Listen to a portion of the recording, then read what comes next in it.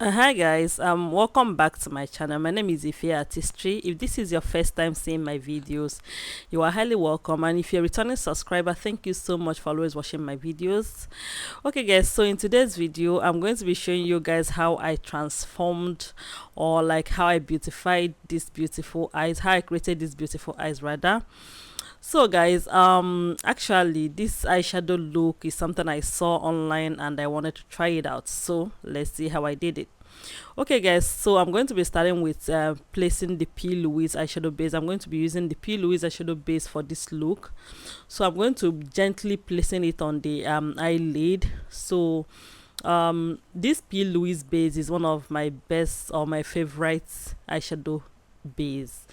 I don't know, I love it a lot because of how pigmented it makes my eyeshadow pop out and all that. But if you don't have this, you can actually use what you have at the moment, honestly, and it will still work for you. So first of all, I started with placing this. So I'm actually taking time to place this base. So like the base, I place it and I come back like and I place again. I don't know if you understand, like in layers. So the first layer, when I place it, I come back again when it's a little bit dried up, because I wanted this to be like, I wanted it to be more covered and all that.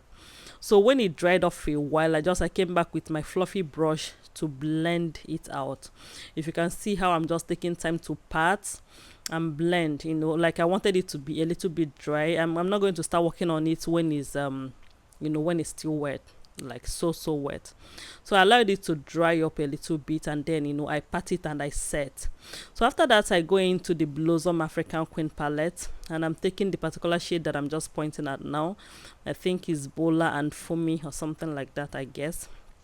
So I'm using the two shades to create my transition. So this transition, guys, like I said before, in this eyeshadow creation that I'm doing, this is something that I saw somewhere. Like I saw the eyeshadow, like and I decided to create it, and I decided to try it out. And I'm going to be like, that's why on my thumbnail, like I tagged the look I'm trying to recreate. So I want on this channel to be creating some looks. So like I'm just saying it now officially, if you ever see any look that you want me to try out, or you want to learn how it's being created, just send it to my DM, or like send it to me anyhow, and I'm going to try and recreate the look for you. Okay guys, so I started with creating the transition first. That's the main thing. So try and create your transition with the looks, with the shades I showed you guys. So the creation of the transition, guys, I'm taking it easy. I'm taking it one step at a time. No rush, no doing too much at the time and all that. So I started with the lighter shade of transition, like the lighter shade of the eyeshadow first, before I start building and start going into this heavier ones. So after doing the first transition color, after creating or placing the first transition color in one part of the eyes, I went into the second eyes. One of the reasons why I'm equally being gentle in this eyeshadow creation is because I think this eyeshadow, in as much as it's very simple, is equally a little bit tricky, because like there's a lot of colors or something that actually went in, so you have to actually pay so much attention and recreate this. And after recreating this eyeshadow, I would want you guys to start creating some of my looks. I'm really going to be happy not just watching my videos.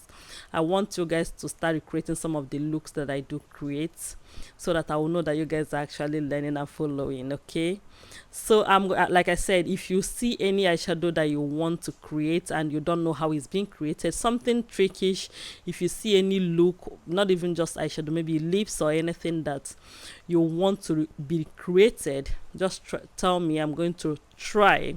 Not that I'm going to get it 100% perfectly, because I'm not the person that created it, but I'm going to try my best and recreate that look. Okay guys, so as I'm still going in with the transition shade, guys, after creating the first transition, I'm done with that. I went into the second one, so I'm going into a more darker shade right now.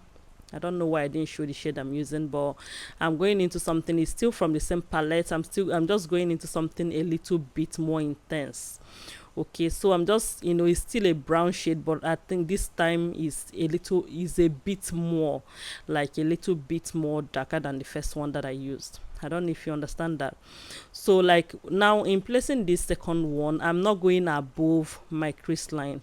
You can see where the placement is ending.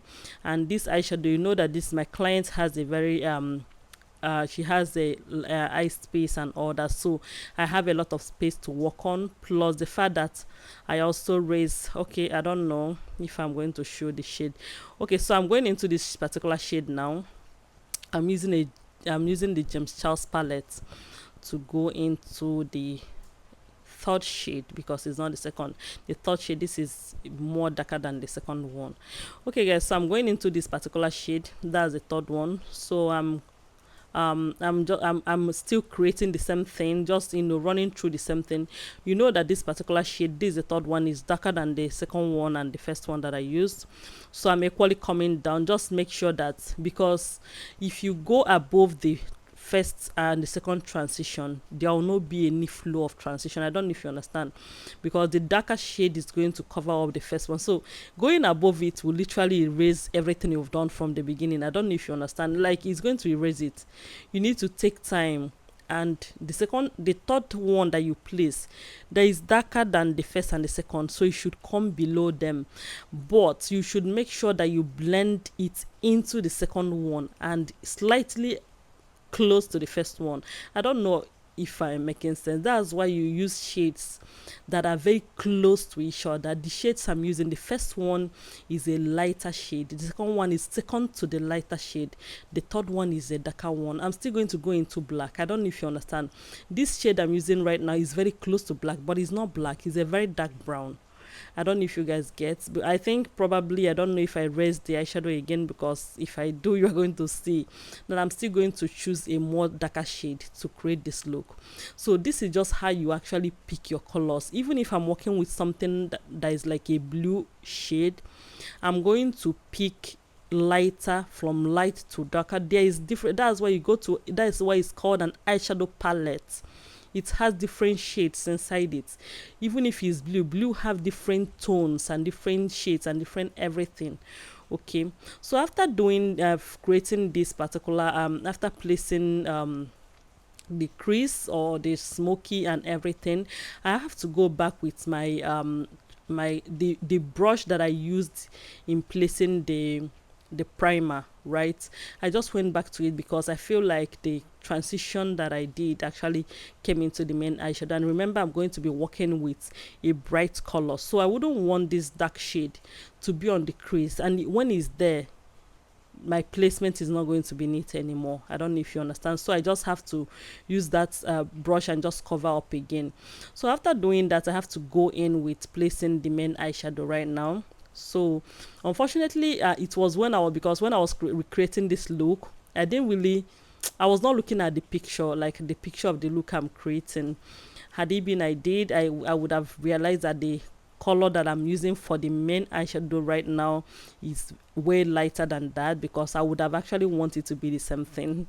But I didn't really know until I was done with the placement. Until I was done with the eyeshadow itself, not even the placement. Before I could look at the eyeshadow again, it was when I was done. Because like when I'm recreating look, I just look at it. If I look at it and I tell myself, hey, yeah, this is something I can do, then I'm good to go. Probably because I already know what to do, I don't know if you understand it. Okay guys, so after placing, I wanted to dust out or like blend out, but I realized the shade I used for the outer V and the main eyeshadow, they are walls apart. There is no way those two shades can blend into each other so easily. So what I did was to get something that can make the two of them coexist. That is bringing a shade that can be in between the two of them, and I placed that, and it's beautiful. I don't know if you understand. I don't know if they did that, if that was done in the eyeshadow I'm recreating, but it's something like this. I don't know if it's done, like if they use something to blend it out, because like you can use, for me, I can use a very dark brown and blend it into a color that is bright like this. It's not going to make sense, I'm telling you. The best thing to do is to get a color that is in between them. This is a very light shade and a very dark shade. Something that can be between them should be brown, or like the color that I just used.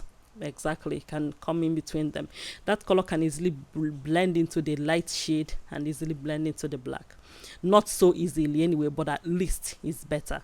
So when I placed that, you can see how it just blended it, and everything made sense. I don't know if you understand, but had it been I'm trying to force the light shade to blend together with the dark one, it's going to happen, but there will be a but, I'm telling you. So most of the time I just know that this, like, I tried it to blend it before I picked that eyeshadow, and I realized that it's not going to be that simple as I'm looking at it. So what did I do? I just, go ahead, and I know myself, I know what I was going to do. Okay guys, so I'm still trying to blend everything in order to keep everything intact. I don't know if I'm adding the dark shade yet, like the black. I think I'm just picking a little bit black, and I'm trying to darken the transition, or the, I don't know. I think that is what I'm doing. I don't really know, but I actually did think I picked black. Okay guys, so I think I'm done at this point, and I'm trying to line the eyes. Honestly, I did think I picked black. I think I added black, but I don't know if I actually did, because I created another eyeshadow. I don't know. Okay guys, so after that I just lined with my gel liner, the Zaron gel liner. And guys, like, when I created this look, I think it has actually been long I created this type of eyeshadow. It has been long. So had it been I'm not recreating a look, of course I would have smudged the under eyes, because you guys know me with smudging under eyes, especially when I create something like this. There is no way I'm not going to smudge it. Like, equally use the same shade on the in the under eyes. It's going to be beautiful. But I was trying to recreate something, and I think it was not smudged. I checked, it was not. I wanted it to be like the same. Yeah, so it was not smudged. That's why I think I didn't really bother. Okay guys, so I finished this look, and like, I asked my client to look up, and I'm feeling it from every angle, and I hope you do too. Please do not forget to subscribe to my YouTube channel, put on your post notifications, and please come back next time. Bye.